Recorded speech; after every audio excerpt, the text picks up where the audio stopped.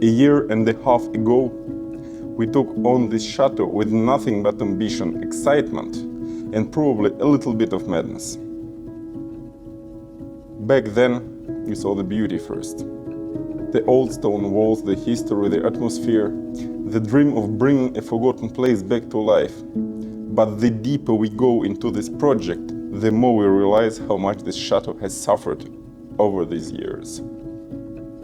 Behind almost every wall, under every floor, above every ceiling, there is another problem waiting for us. Rotten beams, cracked stone, water damage, structural issues we never expected to face. And sometimes it honestly feels like this place is collapsing faster than we can save it.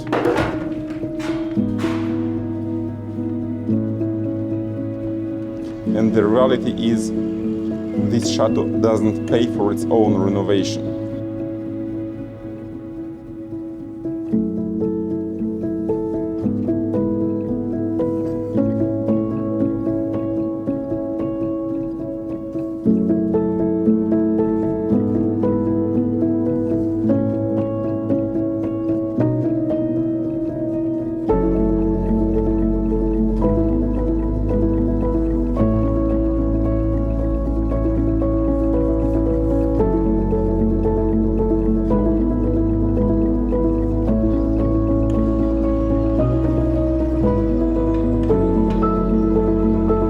To keep this place alive, we have to leave it behind almost every day and work on construction sites, building foundations and houses for other people.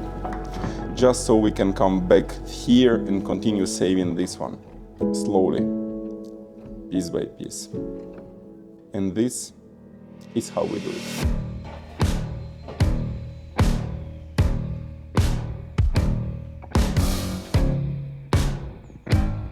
Ladies and gentlemen, so we are back on site. Today we are here with Olivier, who is a welder who works with us to put piles and then to weld the pile heads. So here we have quite difficult ground. We have a lot of stones like this one. You see this one we extracted from the ground when we started the site. Now we have to add 3 additional piles, one big, one medium and one small. And then we will have to cut them to a certain level. These piles are hot dip galvanized. As you can see, they are gray. It means that to protect them against the rust, they were put into a liquid zinc. And sometimes it makes troubles. Like, for example, the pile that we just transported here, it has like a lot of galva, a lot of zinc that is inside. So to put it on the excavator, we will have to, maybe grind a little bit or maybe cut something with a hammer. Let's just do it.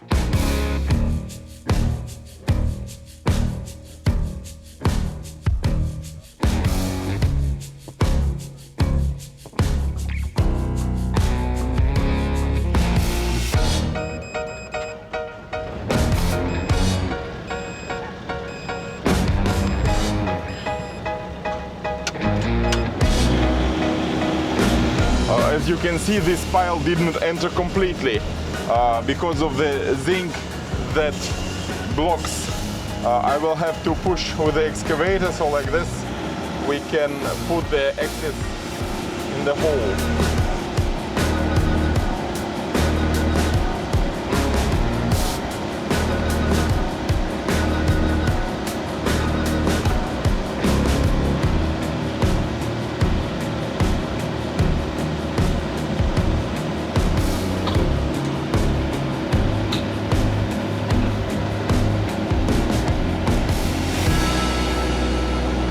Now it's done, but I went a little bit too deep.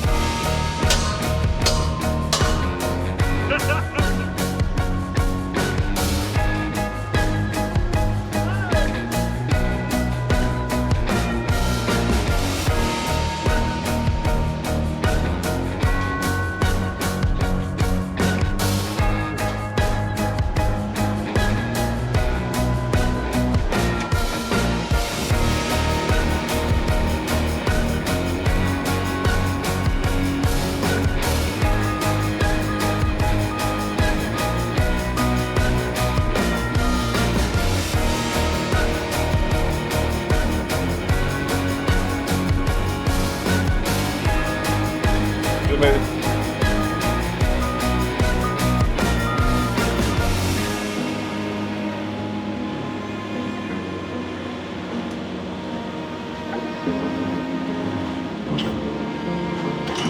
Now we are in a layer of stones. You know, I have to pass this layer. We broke it using the drill, but however there's a lot of stones, so I have to pass them somehow. Let's see. That's good. I think I'm underneath, but it's something that makes me move.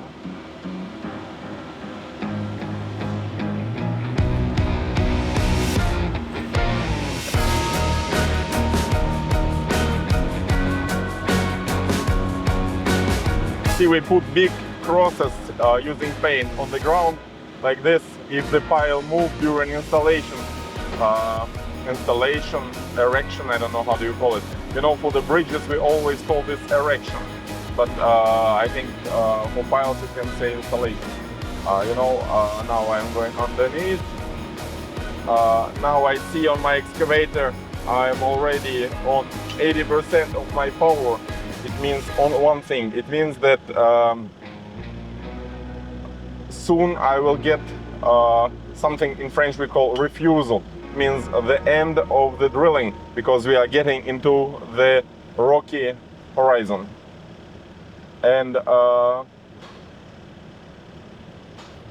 yeah, like this I have to move. Maybe it will enter 1 meter more, something more. Maybe something like this. You know, it's going quite fast. I just need to see if my arm is in good position. The arm is... C'est bon? The arm, there are some positions that are called forbidden positions because they can twist the arm completely. But I am somewhere near the end of the drilling.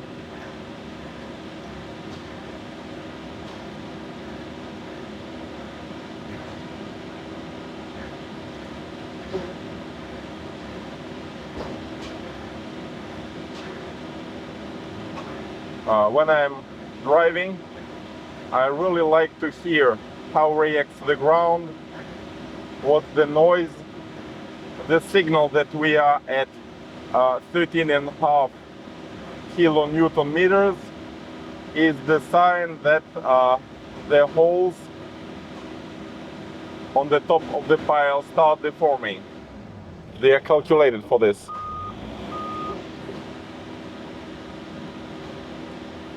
Just a second, I will have to go out to see something. Olivier, attends.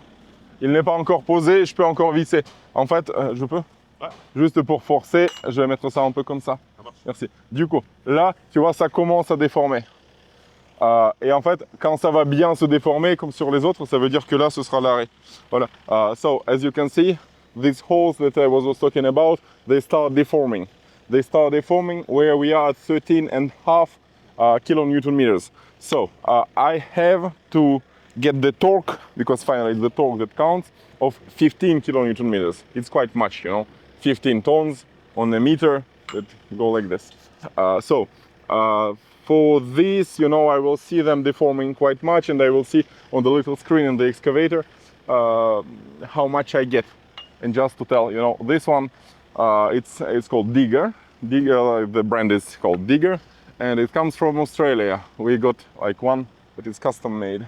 Quite expensive, quite heavy. But for the moment, we just got trouble once in 3 years, I think. Okay, let's continue. Let's finish this one and let's do 2 more. Like this, we are done.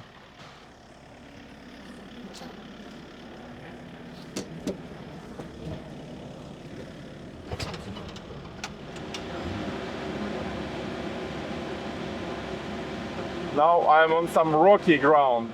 But I would like to make it enter at least for the pitch of helix. The pitch of helix is the distance between the higher and lower surface of the helix. So I would like to make it enter. I will try to go faster. I don't know, you know, and I'm driving a Volvo. And on Volvo excavators there's some weird shit. Like, there's no two different systems for hydraulics in the arm and hydraulics for the movement. So I have to make a movement to accelerate the rotation. So I'm putting the pedals of the excavator that are responsible for its move, and it makes more oil circulating in the hydraulic system. Like this, it goes faster. Well, now I cannot go faster. I'm at 95% of the pressure. Let's try to do some more. No, now I'm completely in the rock. You can hear it. Maybe you saw an old movie called Tremor, where there were some kind of worms living in the ground, and they were reacting to some sounds.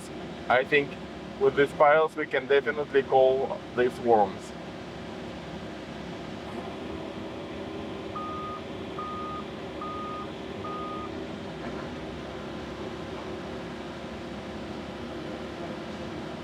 Okay, end of drilling.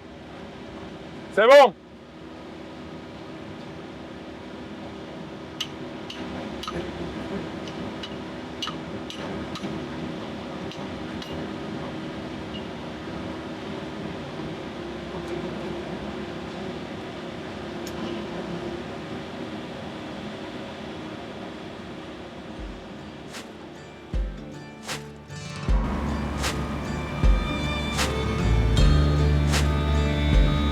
Just you wait to listen for the storm. Hear the difference in the wind. When dark clouds form and start to turn, I'll run again. Far away when the hurricane comes in.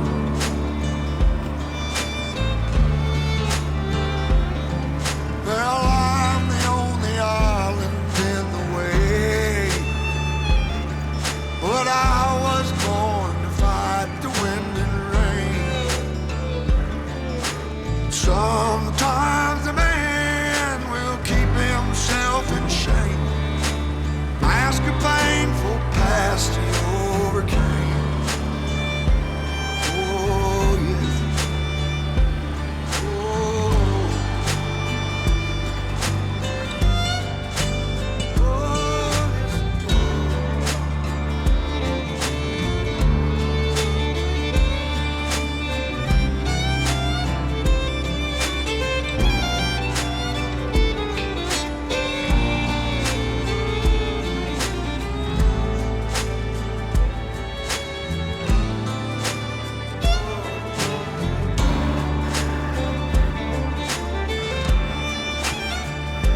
Well, you've been steady, building steam like a thunderhead. Armed and ready with the lies you overheard. Well, strike me down. You see, this one and this one, they are close, but this one entered deeper than this one. However, both were put with the same torque. When some people ask me why, they are so close, but they don't go the same depth, I say, remember your partner. There's 5 centimeters of... When the dark clouds form and start to turn, I'll run again. Far away when the hurricane comes in. When the dark clouds form and start to turn, I'll run again. Far away when the hurricane, oh, that old hurricane comes.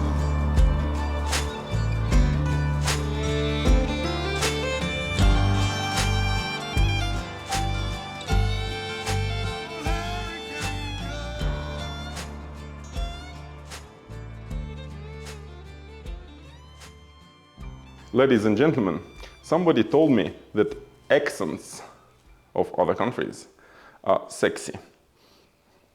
So, French accent. A year and a half ago, We took on this chateau with nothing but ambition, excitement, and probably a little bit of madness. No, Russian accent. A year and a half ago, we took on this chateau with nothing but ambition, excitement, and probably a little bit of madness. A couple of years ago I was in a conference and there was a guy from Malaysia. It's a conference about mathematics, and so it was like, you have a lot of technical terms, and he was reading on paper with accent. It was quite difficult to understand, but I just appreciated that his ambition. The guy, he was barely speaking English, and he came to a conference to present his works, and it was kind of respectful. Well, doesn't matter. Russian and French accent are the only one that I can imitate. Italian, I can only say, you do not play the game, you do not make the rules. Little building company, that's my only way. Concrete steel deadlines, pressure every day. Clients keep on calling, begging for delay, but the bills keep coming. Gotta find a way. Never see the weekends, always on the road. Morning starts in darkness, loading heavy loads. One more crew is waiting, one more beam to raise. Coffee, sparks and diesel,